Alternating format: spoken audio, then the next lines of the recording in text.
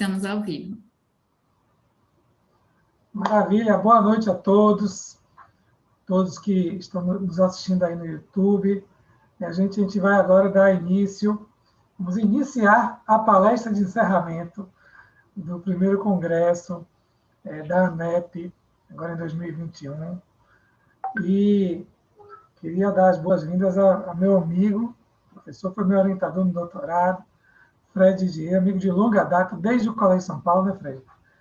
E que é assim, uma autoridade no processo civil. Diria que não só no processo civil brasileiro, né? Tem se enveredado aí, não só no caminho do direito, mas também aí no caminho da intelectualidade, da literatura, das artes em geral. Não sei se vocês sabem, mas Fred aprecia a arte, aprecia as pinturas, as esculturas.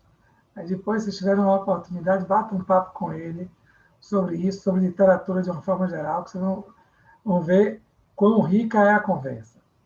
Fred, seja bem-vindo. Aliás, aqui eu não devia nem dizer que seja bem-vindo, porque a casa é sua, né?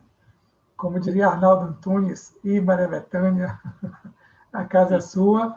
Ontem a gente estava falando um pouquinho da história da MEP, dizendo que esse ano a gente completa 10 anos, e aí a gente começou a falar de como é que a ANEP surgiu, e você é um dos pais da ANEP, né? Nós somos, assim, desde lá daquele encontro lá dos jovens processualistas, e depois... 2008. É 2008, né? Exato. 2008, dezembro de 2008. O encontro aqui em Salvador em 2009, um em 2010 em Recife, 2000 e... Fortaleza, 2010, Fortaleza. Foi, 2009 aqui, 2010... Não, bicho. Foi. Teve Recife no meio. 2009, Recife, ou Salvador. 2010, Fortaleza. Em Fortaleza, eu apresentei a proposta De para constituir todos constituir a associação. 2011, Belém. 2011, Belém, que aí fez a associação. Fez a associação. 2012, Recife. Recife então foi no ano seguinte, 2012, exatamente. Então a gente estava falando aí desses... Ontem a gente estava falando sobre esses 10 anos e relembrando um pouquinho da história, dizendo que esse é um ano especial para a gente. Afinal de contas, a gente está completando 10 anos, né? De associação. E você foi também o primeiro presidente da ANEP, lá no triênio 2011-2013. 14. É 2011, 12... Porque não era o ano certinho. Não era o ano certinho. Terminou em 2014. 2014 eu entreguei para Léo, aí 2014, 2017, Léo, 2017, 2020, Pedro, agora você. Exatamente. Beleza. Mas então, sinta-se em casa. Obrigado, boa noite a todo mundo. Eu só beleza? Posso ir? Olha, eu só ia lhe apresentar. Quer me apresentar? Me apresente aí. Claro. Me apresente, então, me apresente. Pronto. Eu ia dizer que Fred, além disso tudo, de ser um amigo, etc., Fred é pós-doutor pela Universidade de Lisboa, é doutor pela PUC de São Paulo, mestre pela Universidade Federal da Bahia, livre-docente pela USP, professor da UFBA, da Faculdade da UFBA, e advogado. E vai tratar aqui de um tema que é um tema assim, inusitadíssimo, e estamos todos curiosos para saber do que se ocupa um processualista. Então, seja bem-vindo, a palavra está com você. Não precisa nem dizer, né? Jogue duro. Vamos lá. Boa noite a todos, boa noite a todas. Uma grande satisfação estar aqui. Obrigado, Adonias, pelo convite, né, para poder fazer essa palestra de encerramento. Queria desejar-lhe boa sorte no seu mandato. Você que tomou posse festivamente ontem, embora já tenha tomado posse oficialmente há mais tempo. Para mim, ver você como presidente é uma alegria e um orgulho muito grande. Ver um segundo presidente da Bahia, né? Como presidente da ANEP.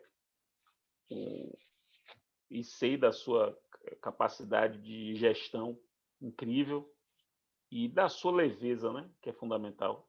A leveza é fundamental. E essa é uma das suas grandes características. Não por acaso, você gosta de arte e tem casa lá na Chapada. A pessoa que tem casa na Chapada traz com si a paz e a leveza necessárias para conduzir uma associação como a nossa. E, de fato, Adonias, eu escolhi esse tema do que se ocupa um processualista, que é uma pergunta, né? Porque é uma pergunta. Na verdade, eu não sei se vocês divulgaram como uma pergunta ou como uma frase sem interrogação. Uma pergunta. É uma pergunta, exatamente. Uma pergunta. Porque essa pergunta é uma pergunta que eu me fiz especificamente no ano passado. Veja que eu já deveria ter me feito essa pergunta há mais tempo, evidentemente. Mas calhou de essa pergunta surgir para mim a partir de reflexões que eu passei a ter no ano passado, pensando o seguinte: eu estou vendo muita coisa acontecendo, eu estou vendo estudos dos mais variados assuntos, eu estou vendo livros de direito administrativo escritos por processualistas, livros de processualistas escrevendo sobre tecnologia, livros de processualistas escrevendo sobre negociação. E percebo que são temas que têm aparecido, têm ficado no tabuleiro, né, das nossas afinidades intelectuais, nós, entenda, processualistas, né? Nós, processualistas, estamos ganhando afinidade ou tendo afinidade com esse tipo de discussão. Então, eu fiquei pensando, então, nós, processualistas, estudamos o quê? Nos debruçamos sobre o quê? E aí eu fui dar um passo atrás. E o passo atrás foi tentar descobrir como é que as coisas se organizavam classicamente sob essa perspectiva. E aí, classicamente, eu percebi que havia uma trilogia. Quer dizer, o objeto da preocupação de um processualista era composto por 3 elementos. Vamos chamar essa trilogia de trilogia clássica, que era composta pelos aspectos normativos, evidentemente, você estudava as normas processuais, evidentemente é uma preocupação do processualista. O aspecto dos participantes, você estudar os participantes. E aí, se você buscar, Toninho, os livros que nós estudamos na faculdade, a gente vai ver que tinha um capítulo que era assim: o advogado, o Ministério Público, o juiz. Perceba que estudar o juiz não é estudar norma processual, é estudar um participante do processo. Quer dizer, essa é uma visão clássica, você estudar o advogado, o juiz, o Ministério Público, o auxiliar da justiça. E note que o próprio CPC de 73 dividia, né? Ele tinha um capítulo para cada um desses sujeitos. Então, há o elemento, vamos chamar de elemento participação. Você tem o elemento normativo, elemento da participação, que é o elemento dos participantes, e o elemento da administração judiciária, vamos chamar de elemento institucional, que é estudar a organização judiciária, que também é uma preocupação dos processualistas. Sempre foi. A organização judiciária é um tema clássico. A organização judiciária era um capítulo do livro de TGP, de Ada, Dinamarco e Araújo Sintra, um livro dos anos 70. Tinha um capítulo que é a organização judiciária. E, veja bem, estudar a organização judiciária é estudar a administração. É estudar a administração. É estudar a organização administrativa, institucional da coisa. Essa trilogia, ela é realmente muito difundida. E, de um modo geral, é assim que o processualista se debruçava sobre isso. Partindo dessa trilogia, eu comecei a perceber que ela não resolve o nosso problema hoje.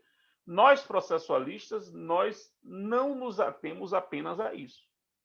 Não nos atemos e mais, não nos devemos ater. Quer dizer, há um problema aí fático, evidentemente. Isso não acontece. Quem é processualista não se preocupa só com isso. E há um elemento, vamos chamar assim, de deontologia científica. Nós não deveríamos fazer isso. Quer dizer, é uma questão deontológica. A gente não poderia se restringir a estudar apenas isso. E aí eu quero fazer as seguintes reflexões. A primeira delas é que me parece que essa trilogia é insuficiente. E eu proponho agregar mais 2 elementos. Proponho agregar mais... A primeira observação que eu quero fazer é essa. Haverá várias outras observações, mas a primeira eu quero fazer é essa. Além desses 3 elementos, acho que hoje há, no mínimo, mais 2. De modo a formar um pentateuco epistêmico, objeto das preocupações de um processualista. O quarto elemento seria o estudo, quer dizer, é o estudo dos meios de solução de conflitos não judiciários, ou as outras portas de acesso à justiça.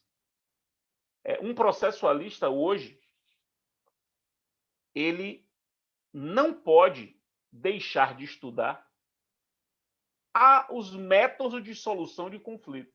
E é uma coisa curiosa isso.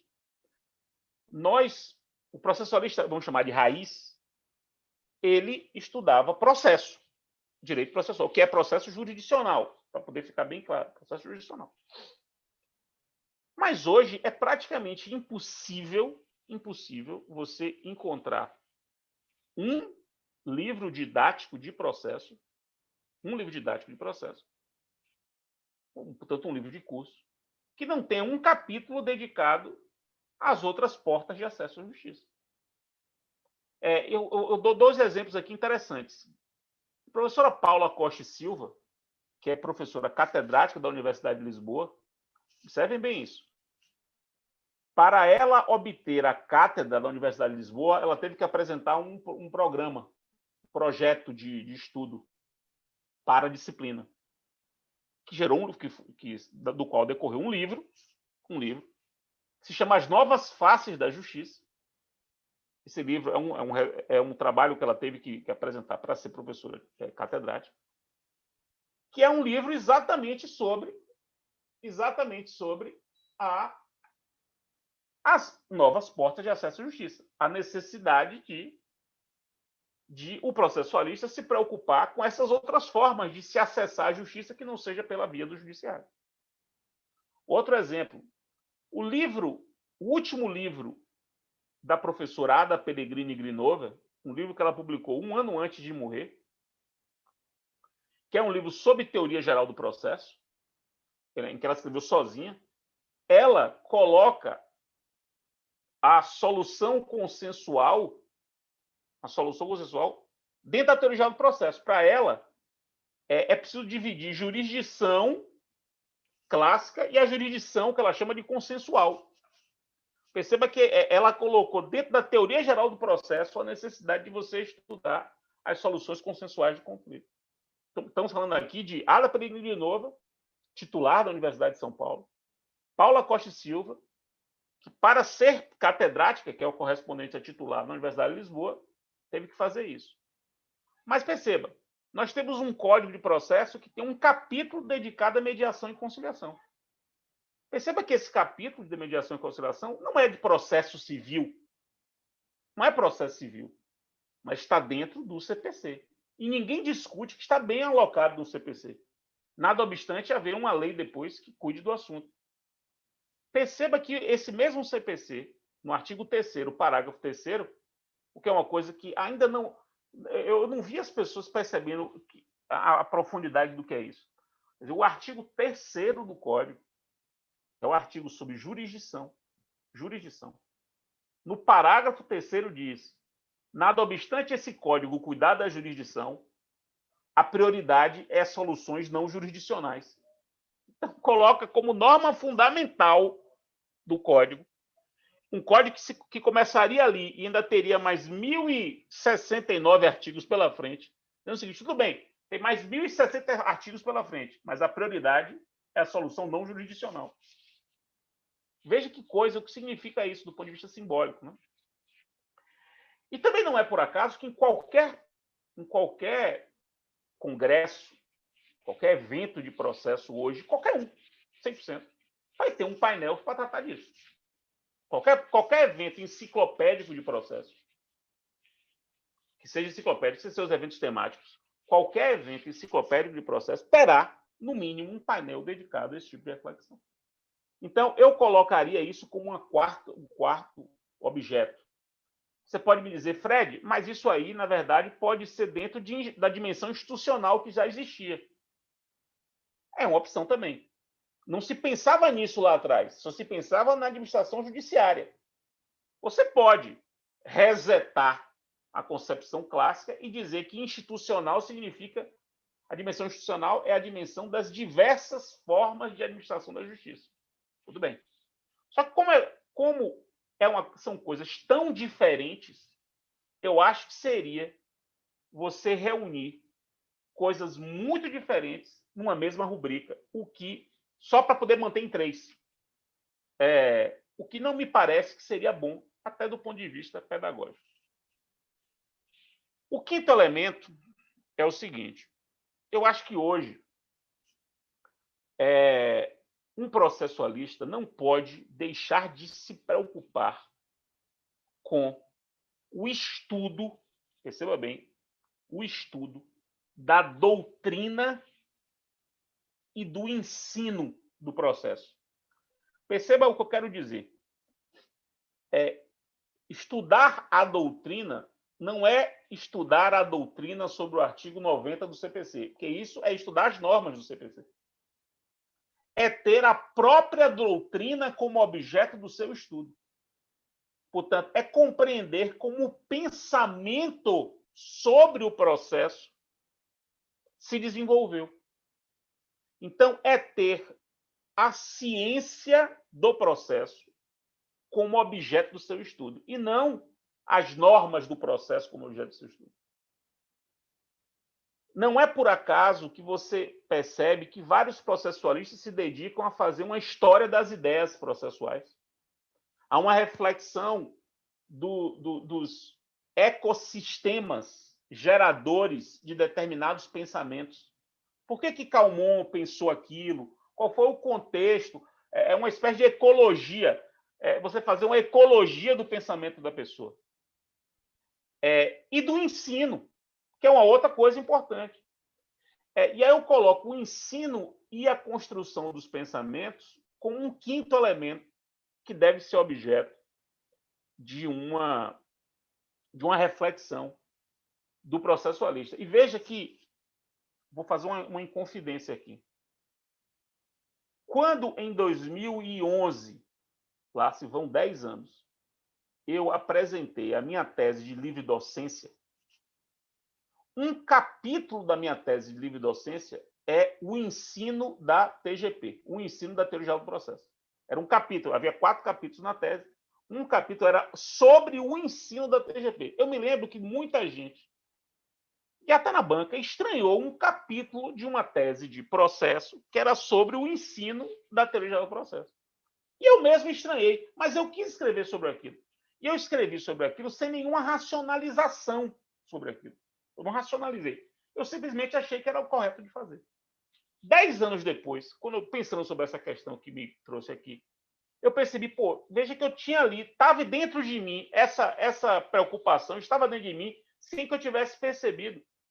E eu acho que faz todo sentido. E acho, inclusive, Adonias, você que é nosso presidente agora, que uma das coisas que a sua gestão poderia deixar de legado e continuar nessa corrida nessa corrida de revezamento que é os mandatos de presidente. A troca de bastão. Essa troca de bastão é a ANEP poder construir um currículo modelo de direito processual. Currículo modelo, como qualquer currículo modelo, serve como um modelo. As pessoas vão adaptar às peculiaridades de cada faculdade, com propostas de disciplinas obrigatórias, propostas de disciplinas optativas, proposta de arrumação dos conteúdos em cada disciplina, propostas de nomenclatura para as disciplinas, porque isso faz parte da cultura processual. A cultura processual, aquilo que a gente chama de cultura processual, é uma interação desses 5 elementos. Perceba, as diversas, permanentes, inevitáveis interações entre esses 5 elementos. As inevitáveis, variadas e permanentes interações entre esses 5 elementos geram a cultura processual. A cultura processual nossa é produto da combinação desses 5 elementos que interagem o tempo todo, a cada dia. Pois bem, então essa é a primeira coisa que eu quero dizer. Eu acho que os elementos devem ser 5 e não 3. Agora eu vou fazer algumas glosas aos elementos clássicos. Glosa aos elementos clássicos. E a primeira glosa que eu quero fazer aos elementos clássicos diz respeito ao elemento, a dimensão normativa. A dimensão normativa. Qual é a glosa? É que me parece que hoje, quando a gente estuda as normas processuais, um processualista deve se preocupar claramente com a doutrina das fontes e com as técnicas de interpretação e aplicação. Aí você pensa, mas Fred, isso não é matéria, não é preocupação da teoria geral do direito ou da hermenêutica jurídica? É, de fato é. Só que um processualista não pode deixar de estudar isso, por algumas razões. A começar pelo fato de o próprio CPC hoje, o Código de Processo Civil brasileiro, ele é fonte de normas de interpretação. Artigo 8º, artigo 322, parágrafo 2º, 489, parágrafo 2º e 3º, 926, para referir aí a 5 dispositivos, né?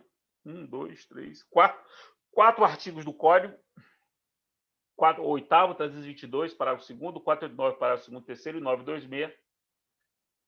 Eles trazem normas de interpretação, não são normas processuais. Quando o artigo 8º diz que o juiz deve observar razoabilidade e proporcionalidade, quando o 322 diz que o pedido se interpreta de acordo com a boa-fé, quando o 489 fala da ponderação, fala da boa-fé como norma de interpretação da sentença, como o 926 fala de integridade e coerência, ele fala de normas de interpretação e normas de aplicação dentro do código. Por quê? Porque como o processo cuida de uma solução de um problema com aplicação autoritativa do direito, todas as discussões relacionadas à hermenêutica, fontes e normas são discussões que inevitavelmente vão cair na decisão judicial, que é um tema fundamental do processo. Não é por acaso que nós temos recentemente inúmeros livros de processualistas contribuindo com hermenêutica, processualistas contribuindo com a teoria das fontes do direito, processualistas preocupados com fundamentação da decisão. E perceba, Tonho, estudar a fundamentação da decisão não é propriamente estudar processo. Não é propriamente estudar processo. Mas o processualista se preocupa com isso. O processualista se preocupa com o controle da racionalidade da decisão, controle da argumentação da decisão. Isso não é processo numa visão tradicional. Perceba que os livros que nós estudamos na faculdade, nenhum deles se preocupava com isso. Hoje, me veja um livro de processo civil, hoje atualizado, bom, que na parte de decisão não se preocupe com isso. Que não traga considerações sobre a teoria das normas, teoria das fontes, argumentação jurídica. Então, essa é a primeira glosa. Quer dizer, não dá para estudar a dimensão normativa como se estudava antes. É preciso agregar a ela um repertório que tradicionalmente não era nosso, mas agora foi a gente agora contribui com ele. E veja que coisa interessante. A teoria dos precedentes, que no mundo todo é assunto de teoria do direito, no Brasil virou assunto de processualista. Veja que coisa curiosa.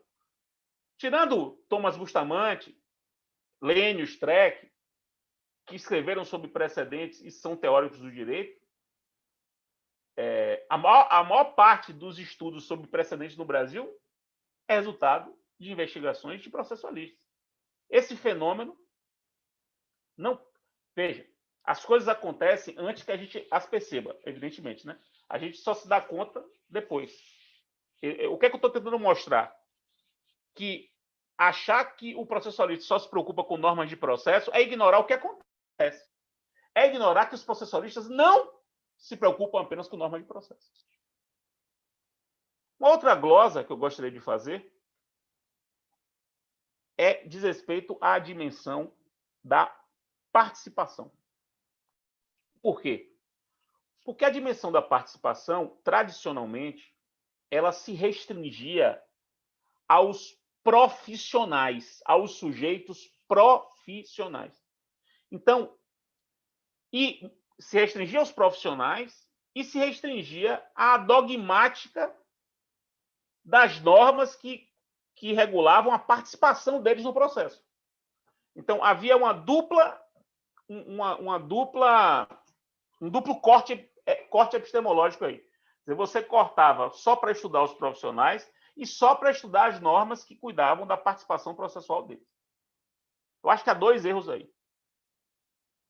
Primeiro, que estudar os profissionais não é estudar apenas isso, é também estudar a deontologia deles, portanto, estudar os códigos de ética, a ética da advocacia, a ética do Ministério Público, a ética da magistratura, a ética da defensoria.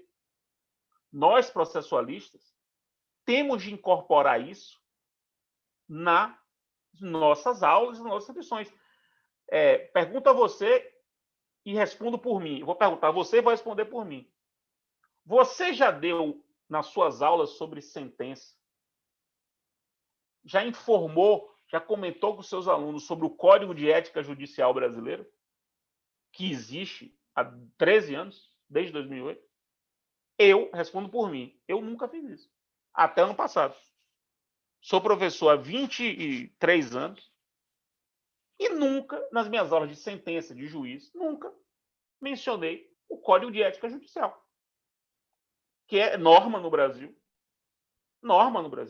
que estabelece, por exemplo, regras sobre imparcialidade judicial, estão no Código de Ética Judicial, que estabelece requisitos da sentença, dever de clareza, por exemplo, que não tem no Código, está no Código de Ética Judicial. O Código não fala do dever de clareza do juiz. O Código de Ética Judicial fala. Isso é deontologia das profissões, que tem que ser incorporada. Responsabilidade civil. Seleção e formação. Nós estudamos seleção e formação dos profissionais jurídicos? Acho que isso é um tema muito importante para um processualista. Ou, pelo menos, que um processualista tem muito a contribuir.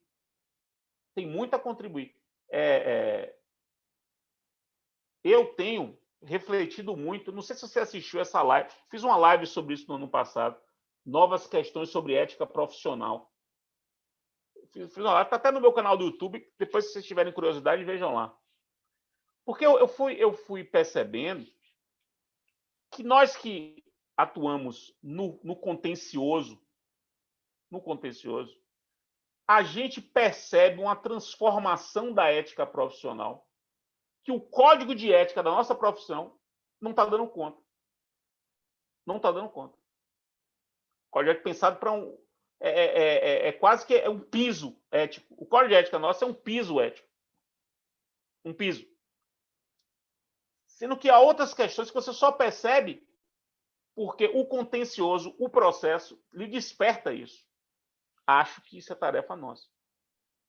Não é por acaso que você tem congressos internacionais, congressos da IAPL, que é a Associação Mundial dos Processualistas. Recentemente, a IAPL fez um congresso sobre accountability dos juízes. Existe um livro, inclusive, publicado, até traduzido, publicado aqui no Brasil, coordenado por Miti Dinheiro. É um livro sobre accountability. escrito por processualistas. A accountability dos juízes, dos promotores. E o segundo erro, esse é o primeiro erro. E o segundo erro é não colocar as partes como objeto de reflexão. É você ignorar os sujeitos não profissionais. Eu acho isso um erro terrível. Terrível. A começar pelo fato de que o processo é feito para eles. Começar por esse fato. Mas não só por isso. Primeiro porque estudar, como fez Capelletti, com razão, os tipos de litigantes habituais, litigantes eventuais, por exemplo, o primeiro passo para desenhar regras legais mais adequadas a isso. Regras, por exemplo, que possam estimular ou desestimular a litigância. Estimular ou desestimular. Estimular, por exemplo, o cumprimento das decisões pelos litigantes habituais e desestimular a litigância pelos litigantes habituais ou eventuais. É ignorar, por exemplo, um fenômeno brasileiro que é o papel que litigantes habituais estão tendo na organização, na estruturação de um sistema de online dispute resolution no Brasil. Como é que você pode ignorar o papel do mercado livre hoje, que tem uma plataforma conhecidíssima de online dispute resolution? Portanto, ele é um sujeito, perceba, ele é um sujeito fundamental para a administração da justiça no Brasil. E é invisível por nós processualistas. Quando eu falo mercado livre, pense ele como um exemplo, né? Os litigantes habituais que organizam sistemas de solução de conflito online. E estudar a litigância repetitiva, portanto, ter a litigância repetitiva como objeto do seu estudo, algo que, por exemplo, Suzana, nossa amiga Suzana Henriques Costa, da USP, tem.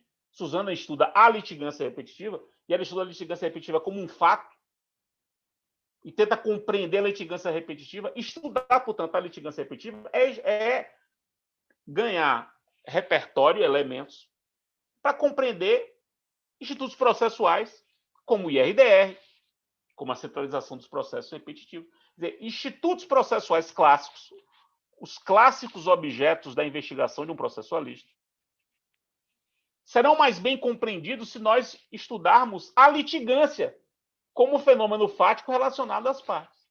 Então, acho esse erro um erro histórico que tem que ser corrigido. Então, essa é a segunda glosa que eu faço.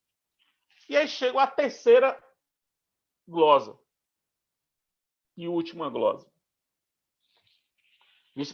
Veja que eu fiz uma glosa na dimensão normativa, fiz uma glosa na dimensão da participação, e agora eu vou fazer uma glosa na dimensão interinstitucional, na dimensão institucional. Por quê? Porque não dá hoje para estudar a administração judiciária apenas em suas relações internas. Ou seja, apenas vendo a administração judiciária por uma perspectiva estática, quer dizer, só ela, e nas suas relações endógenas, intestinas. Por quê? Primeiro, porque você precisa estudar a administração judiciária nas suas relações entre os diversos órgãos judiciários, pensar nas relações entre as justiças e com o sistema que está fora da justiça. Pensar, por exemplo, as relações do judiciário com os cartórios, a relação do judiciário com as câmaras de arbitragem, a relação do judiciário com a advocacia pública, com a advocacia privada como instituição, com a OAB, com os litigantes habituais. E vejam, meu caro Adonias, que não é por acaso que o CPC previu tantas regras envolvendo cartórios, tantas menções aos cartórios, tantas menções ao Tribunal Marítimo, tantas menções à arbitragem. Porque, vejam, todas são menções a instituições, a entidades que estão fora da administração judiciária, tanto fora da instituição classicamente estudada pelos processualistas, mas que se tornaram inevitáveis. Elas são inevitáveis para compreender o sistema de justiça. Não é por acaso que agora, em outubro do ano passado, o CNJ editou uma resolução sobre cooperação judiciária. E nessa resolução de cooperação judiciária, a resolução 350 de 2020, há dois artigos 15 e 16 da resolução 350 de 2020, que cuidam daquilo que o CNJ chamou de cooperação interinstitucional. Está regulado. É o CNJ dizendo: o judiciário, você pode cooperar para a administração da justiça com quem está fora do judiciário. E regulamenta a cooperação entre instituições. Judiciário de um lado, advocacia pública, cartórios, câmaras arbitrais, litigantes habituais de outro. Nós, processualistas, não podemos ignorar a transformação da dimensão institucional. Também sob essa perspectiva. Finalmente, para encerrar, vou fazer agora uma observação geral. Perceba que eu dividi minha exposição em 3 partes. A primeira parte é tentar acrescentar ao objeto clássico de preocupação do processualista mais 2 elementos. Depois, segunda parte, é a parte em que eu faço glosas sobre os 3 elementos tradicionais, que eu acho que, mesmo os tradicionais, têm que ser reconstruídos. Quer dizer, além de você ampliar o objeto para mais 2, você tem que reconstruir os 3 primeiros. E aí vem a terceira parte, que é uma observação geral. E aí é geral, porque é algo que atravessa tudo que eu disse. Tudo que eu disse. E aqui eu faço uma homenagem ao meu amigo Dierle. Não dá hoje para um processualista ignorar as relações entre processo e tecnologia. Não dá. Isso é algo transversal. Isso vale para todos esses 5 objetos que eu comentei. Todos os 5 objetos são impactados pelas relações com a tecnologia. Veja, nós processualistas não temos que ser especialistas em tecnologia, evidentemente. Não é nosso papel. Mas nós não podemos ignorar que a tecnologia impacta e está impactando decisivamente e transversalmente todo o processo. Você imaginar que até a imparcialidade da decisão hoje tem a ver com tecnologia por conta do uso dos algoritmos, dos robôs. Você pensar em sistema de... Como pensar no acesso à justiça sem pensar nas ODRs. Como pensar no acesso à justiça sem pensar nas ODRs. Como pensar na prática de atos processuais sem pensar que a tecnologia transforma a prática dos atos processuais. Como pensar em prova documental hoje sem pensar em blockchain e coisas semelhantes. Não dá. Me rendo a isso. Me rendo. Não dá. Eu não preciso entender da tecnologia, nem ser um filósofo, um especialista em tecnologia, mas nós, professores, temos de compreender de que modo a tecnologia afeta os nossos objetos de estudo. Dialogar com isso é fundamental. Rendo as minhas homenagens a meu amigo Dierle, que no seu livro de Teoria Geral do Processo, que é um livro de introdução ao processo, embora com o nome de Teoria Geral do Processo, é uma introdução, quer dizer, ele apresenta propedeuticamente a ciência processual para quem quer começar. Nesse livro introdutório dele, ele bota um capítulo do processo de tecnologia. E eu acho que ele acertou. Acho que, de fato, você precisa apresentar, precisa mostrar, na largada, que a tecnologia atravessa o direito, o objeto das nossas preocupações inevitavelmente. Por mais que a gente ache isso chato. Ou que eventualmente ache isso chato. Eram essas minhas considerações, meu amigo, para uma conferência de encerramento. Acho até que me excedi no tempo, mas consegui falar tudo o que eu queria. Muitíssimo obrigado, espero que você tenha gostado. Não falou demais não, Fred. Na realidade, eu estava aqui pensando, estou vendo aqui também o pessoal no YouTube comentando, e são coisas que a gente tem que pensar mesmo, porque estou vendo aqui o Luiz Vale dizendo assim, feliz em ouvir sua preocupação com os influxos da tecnologia no processo. Não só da tecnologia, mas de tantos outros aspectos, porque essa sua fala é uma fala... ela trata de um tema que perpassa todos os outros temas, né? E perpassa o próprio modo de ver e de entender o direito processual, nas suas diversas dimensões. Eu acho que essa fala que aqui na Bahia a gente tem o freio de arrumação, não tem? Que é, quando você está, não sei se essa expressão é usada em outros lugares, mas quando você está num ônibus, o ônibus está muito cheio e o motorista quer arrumar o ônibus, ele dá aquela freada, todo mundo se ajeita e aí ele volta para a viagem. Acho que essa sua fala é um freio de arrumação, é assim. Bom, vamos todos parar para pensar um pouquinho sobre o que nós, processualistas, o que nós estudamos, do que nós nos ocupamos, né?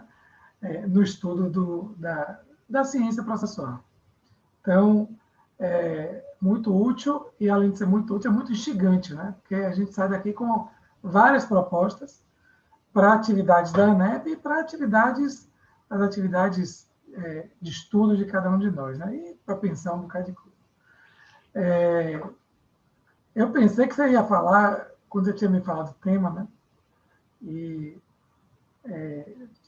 você falou assim, não, coloca aí, do que se ocupa um processualista? E aí eu falei assim, bom, talvez ele também fale sobre outras coisas que não são do processo. Mas aí do que se deve ocupar as pessoas, né? As pessoas têm que também ter outras afinidades, têm que se preocupar, tem que abrir outras janelas, né? Deixar janelas abertas é sempre muito bom, é sempre uma postura filosoficamente adequada do meu modo de ver. Mas isso vale para qualquer opção que você tenha. Você quer ser um médico, você tem que deixar suas janelas abertas. Nós, processualistas, também. Né? Beleza. Obrigado pela sua participação. Obrigado por ter abrilhantado nosso primeiro congresso de 2021, com sua participação. Sei que você tem outras preocupações e outras ocupações. Agora, meu amigo. Eu chego, tô nervoso. Às 21h30 vai acontecer um evento em várias dimensões, com várias partidas, né? E queria agradecer muito, tá certo? Beleza. Então, vai ficar no YouTube, no canal da ANEP, essa palestra? Está passando lá agora e vai ficar lá, tá certo? Massa. Beleza. Então, valeu. Obrigado. Ver. Valeu, Toninho. Valeu, Verônica. Um abraço forte. Eu queria agradecer muito a Verônica Bispo e a todo mundo que ajudou a gente a organizar esse congresso. Queria agradecer muito a diretoria. Rosalina esteve à frente desse congresso. Obrigado, Rosalina, por todo o seu esforço, todo o seu empenho. E dizer, gente, que em março nós temos aí mais eventos. E queria também deixar a ANEP aberta aí para quem quiser propor ideias, nossos associados, as pessoas também que não são associadas, se aproximem da ANEP, que a gente caminha junto. Tá joia? Obrigado, Fred. Fique bem, fique em paz. Obrigado, Verônica. Tchau, minha gente. Até a próxima.